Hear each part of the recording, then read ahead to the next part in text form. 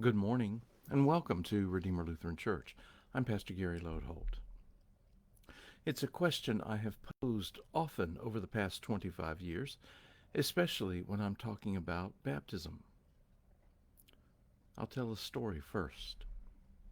When I was serving a church at the beach, it was not unusual for the family of someone who had died to ask me to scatter their ashes in the ocean. In this case, a man named Frank had died, and a week or so before the scattering was scheduled to happen, his widow called me. She said, "My granddaughter has never been baptized. I was wondering if you could baptize her at the same time as we scatter the ashes." I answered that of course I could, and then I began to think about how I would do it. And that's when I faced a question. Should I baptize first and then scatter the ashes, or scatter the ashes first and then baptize? What would you do? My answer, and what I did, was that I scattered the ashes first, and then I baptized the young lady. We move from death to new life. This week and next week, we are focusing on some of what has been called the hard sayings of Jesus, looking at things Jesus said that are difficult for us to hear and follow, or that may challenge our faith one way or another. I began with that story of the beach baptism because that point of moving from death to new life is important in understanding our hard saying for today. Maybe you've never noticed that Jesus chose his disciples and didn't really take volunteers. He gave each of his disciples a specific call to follow him, and just about every time someone came and offered to follow him, Jesus put up some sort of impediment for that person. That's the kind of thing that is going on in the 9th chapter of Luke. The way the Bible describes it, Jesus had determined that it was time to go to Jerusalem, and so he made a beeline from Galilee toward Jerusalem. Most Jews typically would not have done that because the way would take them through Samaria.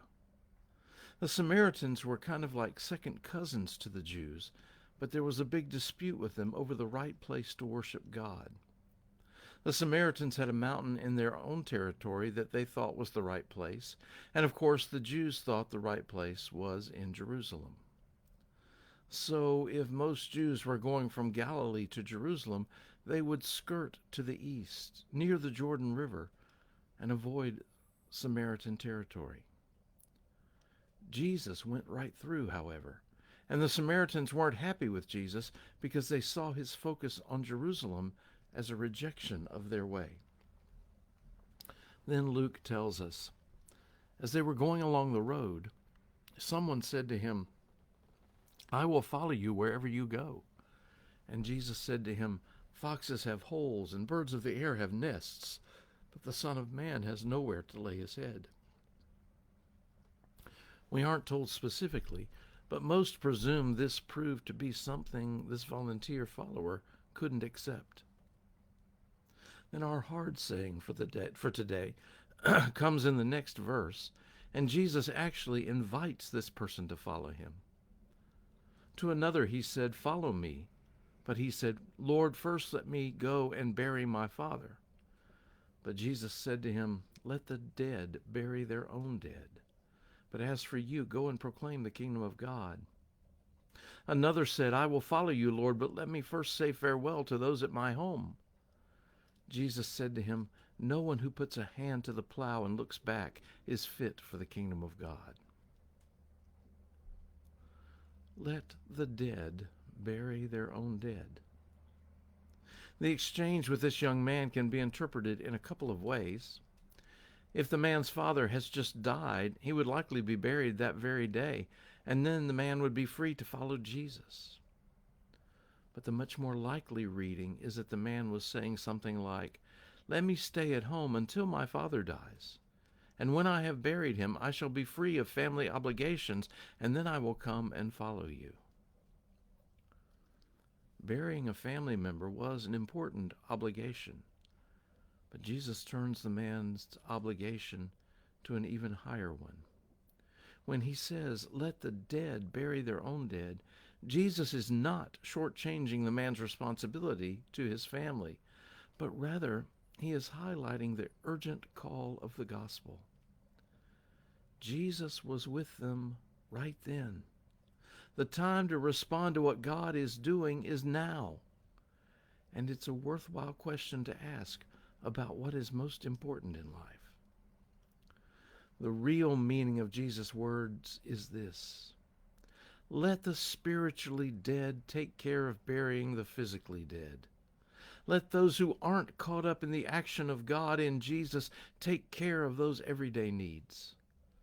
Let those who are wrapped up in God get on with the most important business of proclaiming the kingdom of God in Jesus. This hits home for us because it's really about priorities. Are we concerned more with the everyday duties of our lives, or are we caught up in the excitement of God and the difference God makes in our world? Which has first place?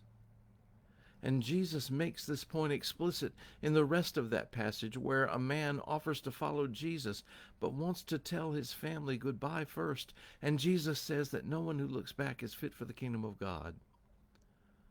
Following Jesus is urgent and all-consuming. The challenge for most of us is to consider and examine our own priorities and how we have chosen everydayness on one hand or excitement on the other. Are we self-focused or God-focused? I scattered the ashes first and then baptized. Let the spiritually dead bury the physically dead. Join the excitement. We move from death to new life.